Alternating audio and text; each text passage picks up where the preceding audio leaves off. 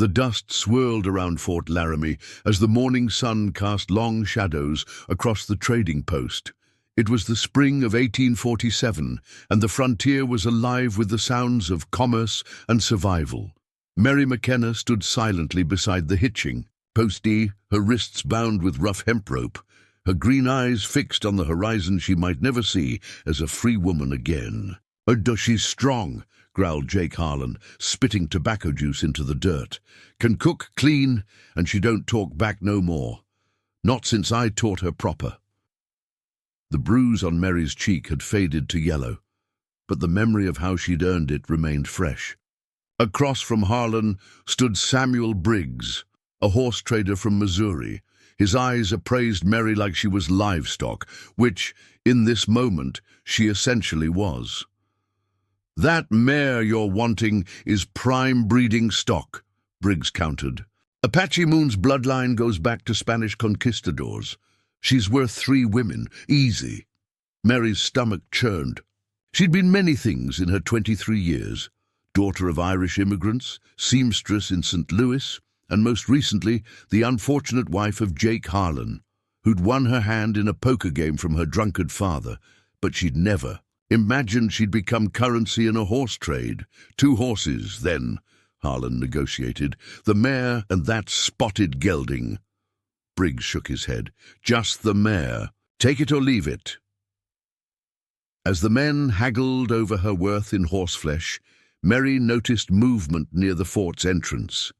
A figure emerged from the shadows, tall, lean, with the distinctive bearing of someone who belonged to neither the white man's world nor fully to any single tribe.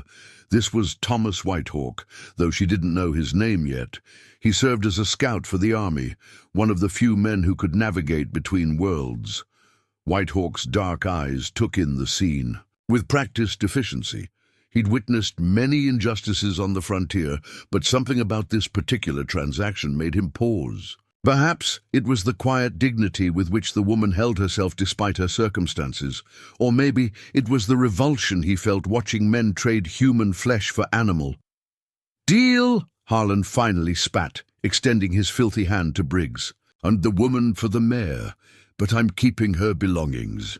Mary's heart sank. Her mother's silver locket, hidden in her traveling bag, was the last connection to her former life. But she dared not speak. Harlan's lessons had been thorough. As Briggs went to fetch the mare, Whitehawk approached. His movements were fluid, purposeful. He wore a mixture of army blues and traditional leather, marking him as a man between cultures. The Silver Scout's badge on his chest caught the morning light. "That woman," Whitehawk addressed Harlan in a voice that carried quiet authority. "She your wife?" Harlan's eyes narrowed suspiciously.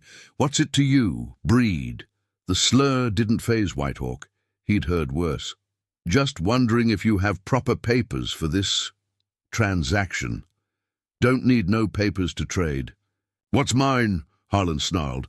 "Won her fair and square from her pa. Got witnesses." Whitehawk's jaw tightened imperceptibly.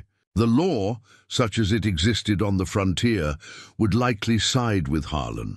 Women had few rights, and those married to men like Harlan had even fewer. But Thomas Whitehawk hadn't survived this long by following every law written by men who'd never walked these lands. Briggs returned, leading Apache Moon, a magnificent bay mare with a white star on her forehead. Even Mary, in her despair, could appreciate the animal's beauty. The mare's coat gleamed like polished mahogany in the morning sun, and she moved with the grace of her legendary bloodline. "A fine animal," Whitehawk commented, running an expert hand along the mare's flank. "Shame to see her go to someone who'll likely ruin her with heavy hands and ignorance." Harlan's face reddened. "You calling me ignorant, Scout?" "Merely observing," Whitehawk replied calmly. He turned to Briggs. "You know this mare's true value? Her grandmother was Viento Sagrado, the sacred wind.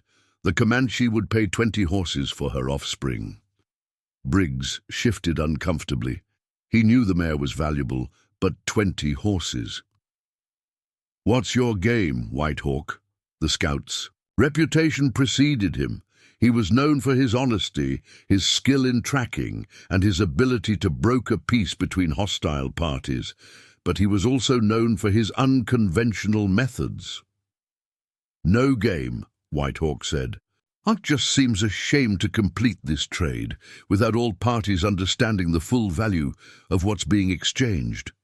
He glanced at Mary, and for the first time, she saw something in a man's eyes that wasn't appraisal or ownership. It was recognition of her humanity. "The woman's mind to trade," Harlan insisted, growing nervous. "Deals done." "Not quite," Whitehawk interjected. "See, I've been authorized by Colonel Morrison to acquire breeding stock for the cavalry. Apache Moon would serve that purpose well." He produced a leather pouch, heavy with coin. "I'll pay fair market value." Briggs's eyes lit up with greed. "How much?" $50 in gold. It was a fortune on the frontier. Briggs had been planning to trade the mare for supplies and maybe $20 in credit. But now, "The deal's already made," Harlan protested. "No money's changed hands," Whitehawk observed. "No bill of sale signed. Among my people, a deal isn't complete until both parties have shared smoke or bread. Have you done either?" Harlan's hand moved toward his pistol. "You trying to cheat me? Breed." Whitehawk remained perfectly still, but something in his stance suggested coiled readiness. "I'm offering you an opportunity, Harlan. Take the $50 yourself, and buy 2 horses and have money left over." "I want the woman," Harlan growled. "Why?" Whitehawk's question was simple but loaded. "You have no home, no prospects. You drink away what little money you earn. A woman needs stability, protection. Can you provide either?" Mary watched this exchange with growing hope and confusion. Why was this stranger intervening? What could he possibly gain? "She's mine," Harlan repeated stubbornly. Whitehawk nodded slowly. "Then perhaps we can negotiate differently. Among the Lakota, when a man wants something another possesses, he can offer to trade names. It's the highest honor to give up your identity for something you value." The crowd that had gathered to watch the confrontation murmured. Trading names was something they'd heard of, but never witnessed. "What are you talking about?" Harlan demanded. "I'll trade you my name, Thomas Whitehawk, for the woman. You'll have my reputation, my position as scout, my standing with both the army and the tribes. I'll take your name and your debts, your enemies, your failures." The audacity of the offer stunned everyone into silence. A name on the frontier was everything. It was credit at the trading post, reputation that could save your life, connections that meant survival. Colonel Morrison himself emerged from the fort, drawn by the commotion. "Whitehawk, what's the meaning of this?" The scout turned to his commanding officer. A matter of honor, Colonel. This man is trading his wife for a horse. I'm offering an alternative that benefits everyone." Morrison, a fair man who'd relied on Whitehawk's skills countless times, surveyed the scene. He saw Mary's bound wrists, her bruised face, the desperation poorly hidden in her eyes. "Is this woman legally married to you?" Morrison asked Harlan. "Won her from her father," Harlan admitted. But she's mine just the same." Morrison's expression hardened. "Won her, like a hand of cards." "It was legal," Harlan insisted. "Legal and right aren't always the same thing," Morrison said quietly. He'd seen enough suffering on the frontier to know the difference. The sun climbed higher, and the crowd grew larger. Word of Whitehawk's unprecedented offer spread through Fort Laramie like wildfire. Soldiers, traders, Native Americans from various tribes, and frontier families all gathered to witness this strange negotiation. "You can't be serious," Harlan scoffed, but uncertainty crept into his voice. "Your name for a woman." "My name, my position, my savings of $200 in the Fort Laramie Bank, and my cabin on Deer Creek," Whitehawk elaborated. "All legally transferred to you." In exchange, you release all claim to Mrs. McKenna and provide me with a bill of sale stating she's free." Mary's breath caught. Mrs. McKenna. He'd used her maiden name, not Harlan's. It was a small dignity, but after months of degradation, it felt monumental. That's crazy," Briggs interjected. "Whitehawk, your name alone opens doors from here to California. The tribes trust you. The army relies on you. Then Mr. Harlan will benefit greatly from the exchange," Whitehawk said. Simply, Colonel Morrison pulled Whitehawk aside. "Thomas, think about what you're doing. You've spent 15 years building your reputation. Your father was Lakota, your mother Delaware. You've walked between worlds, saved countless lives, prevented wars. Without your name, you'll be just another mixed-blood drifter." "I'm aware, Colonel." "Why?" Morrison pressed. "Why throw away everything for a woman you don't even know?" Your Whitehawk was quiet for a long moment, his eyes distant. "When I was 7, soldiers came to our village. My mother was taken, traded among them like property. My father spent 3 years searching for her. When he finally found her, and she was broken beyond repair. She died 2 days later, free but destroyed." He met Morrison's eyes. "I couldn't save my mother, but perhaps I can save someone else's daughter." Morrison gripped Whitehawk's shoulder.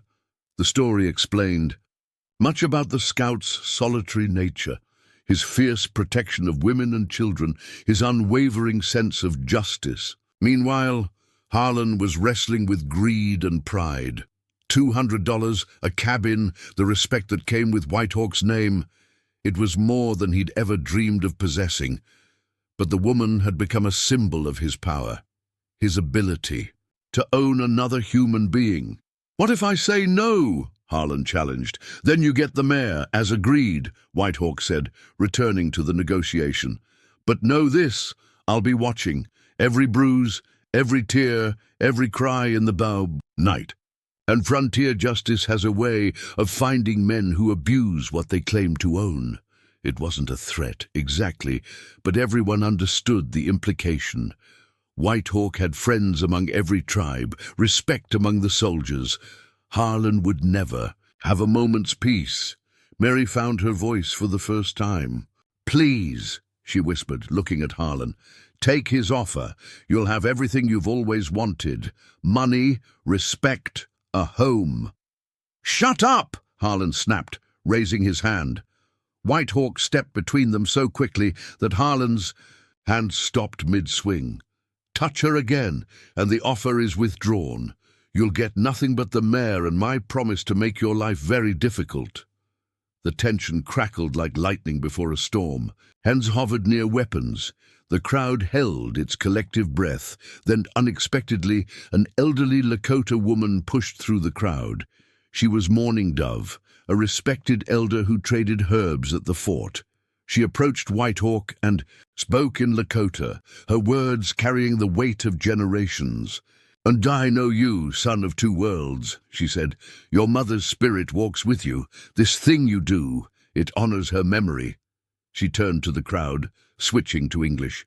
"Among our people, when a warrior gives up his name for another, and so he shows the highest courage, not the courage of battle, but the courage of sacrifice." She pulled a small leather pouch from her belt and handed it to Whitehawk. "Sacred sage," she explained, "for your new beginning, whatever name you carry." The gesture moved many in the crowd. Even hardened soldiers found themselves affected by the solemnity of the moment.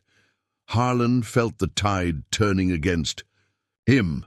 The romantic story of a scout sacrificing everything for a woman's freedom would spread across the frontier. If he refused now, he'd be the villain in every retelling. "Fine," he spat finally, "but I want it all in writing, legal-like." Morrison nodded. "I'll have the fort's clerk draw up the papers. Transfer of property, bank accounts, and—" He paused, finding the situation surreal, exchange of names. As they waited for the documents, Whitehawk approached Mary. "Ma'am, I need to ask you something. Once you're free, what will you do? Do you have family? Somewhere to go?" Mary's eyes filled with tears. "My parents are dead. I have an aunt in Oregon Territory, but I have no means to reach her." "The wagon trains leave in 2 weeks," Whitehawk said. "But I know the wagon master. He's a good man. I can arrange passage." "With what money?" Mary asked bitterly. "He's taking everything I own." "With the money I'll earn as Jake Harlan," Whitehawk said with a slight smile. "Turns out Mr. Harlan has some tracking skills that will be in demand." The clerk arrived with the papers. The crowd pressed closer as the documents were signed. First, the transfer of property, cabin, bank accounts, possessions. Then, the bill of sale freeing Mary from any claim. Finally, the strangest document the clerk had ever drawn up, the legal exchange of names. "From this day forward," Wyndham Morrison read aloud, "Thomas Whitehawk shall be known as Jake Harlan, assuming all debts and obligations thereof. Jake Harlan shall be known as Thomas Whitehawk, receiving all benefits and positions thereof." Both men signed. The clerk notarized. It was done. The newly named Thomas Whitehawk, formerly Harlan, grabbed the papers greedily, already calculating his newfound wealth. The newly named Jake Harlan, formerly Whitehawk, stood quietly, having just traded away 15 years of carefully built identity. Mary looked at her bill of sale, her freedom paper. Her hands shook as she held it. "So you're free, Mum?" The man who had sacrificed his name for her said simply. "Why?" she whispered. "Why did you do this?" He was quiet for a moment, then spoke with the wisdom of someone who had walked between worlds. "Because some things matter more than names or reputation. Because my mother couldn't be saved, but you could. Because on this frontier, we have the chance to be better than the laws that govern us." Morning Dove approached Mary with a bundle. "Clothes," she said simply, "and food for your journey. The women have gathered these for you."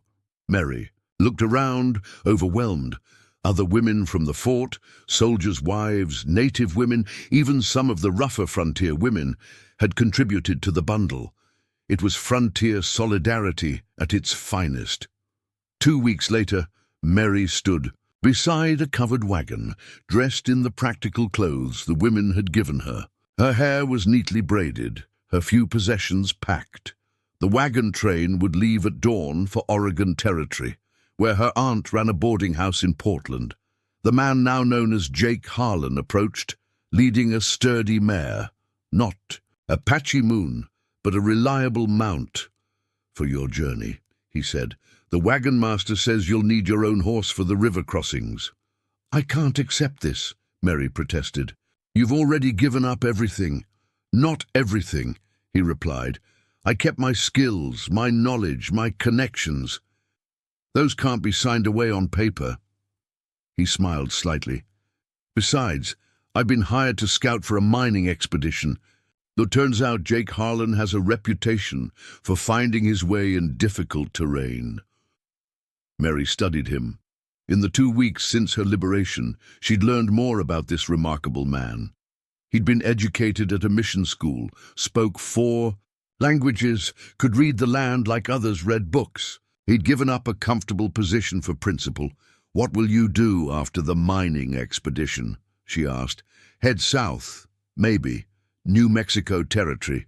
Start fresh, where the name Jake Harlan carries no weight, good or bad." He paused.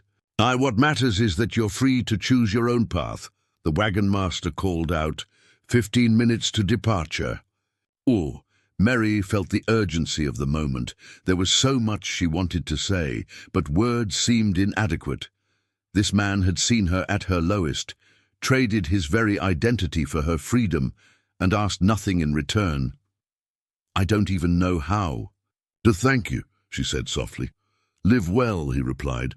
"Make choices. Be free." "That's thanks enough." From across the fort grounds, the man now calling himself Thomas Whitehawk watched the exchange. He'd spent 2 weeks discovering that a respected name meant nothing without the character to back it up. His attempts to trade on Whitehawk's reputation had met with cold shoulders. The tribe saw through him immediately. The soldiers followed orders but offered no respect. The cabin on Deer Creek felt hollow, filled with the ghosts of another man's life. Colonel Morrison approached the former Harlan. The Shoshone are reporting buffalo movements near South Pass. I need someone to verify the information. Send Whitehawk, the man replied automatically, then caught himself. I'll go. Morrison studied him with barely concealed contempt. You may carry the name, but you'll never be Thomas Whitehawk. That man earned his reputation through years of service, sacrifice, and honor. You bought yours with a woman's freedom. As the wagon train began to move, Mary mounted her horse and took her position alongside the other riders. She looked back one last time at the man who'd saved her. He raised his hand in farewell, and she returned the gesture. The journey to Oregon would be long and dangerous. There would be river crossings, mountain passes, the threat of illness and accident. But for the first time in over a year, Mary faced these challenges as a free woman. The papers in her saddlebag proclaimed her liberation, but it was the sacrifice of a scout who gave up his name that had made it real. As the wagon train disappeared into the western horizon, the man now known as Jake Harlan prepared for his own journey. Mourning Dove found him packing his few belongings. The spirits know who you are, she said in Lakota. Names are just sounds we make. Your true name is written in your actions. He nodded, understanding. Will the people accept me with this new name? The people accept those who walk with honor, she replied. You have proven yours. That evening, as he made camp along the Platte River, he performed a ceremony his mother had taught him. A releasing of the old self and welcoming of the new. He burned sage from Mourning Dove's pouch and let the smoke carry away Thomas Whitehawk's achievements and failures alike. In Oregon, months later, Mary would write a letter to Fort Laramie, hoping it would find its way to Jake Harlan. In it, she would describe her new life, working alongside her aunt, teaching children to read, slowly healing from her ordeal. She would tell him about the moment she first walked into a shop and made a purchase with her own earned money, the simple freedom of choosing her own path. The letter would never reach him. By then, he had traveled deep into New Mexico territory, where he was known simply as Jake, a skilled tracker who helped lost travelers find their way. The Apache had a name for him. Man who trades. Names are, and they respected him for it. But sometimes, on clear nights when the stars told their ancient stories, he would think of a morning at Fort Laramie, when he'd traded away everything society said mattered for something far more valuable, the freedom of another human being. And in Portland, on similar nights, Mary would stand on her aunt's porch and look at those same stars, knowing that somewhere under them was a man who taught her that true nobility had nothing to do with names or titles, but everything to do with the choices we make when faced with injustice. The frontier was a hard place, where law often meant might and women were property more often than people. But it was also a place where individuals could choose to be better than the rules that governed them, where a scout could trade his name for a woman's freedom, and where that sacrifice could ripple outward like stones in still water, touching lives in ways that would never be fully known. In the end, Thomas Whitehawk had become Jake Harlan, and Jake Harlan had become a cautionary tale told around fort campfires, the man who gained everything and found it worthless without the character to sustain it. But Jake Harlan, the former scoutee, had become something else entirely. Proof that on the American frontier, where identities were fluid and justice was often what you made it, a single act of sacrifice could change the course of multiple lives forever.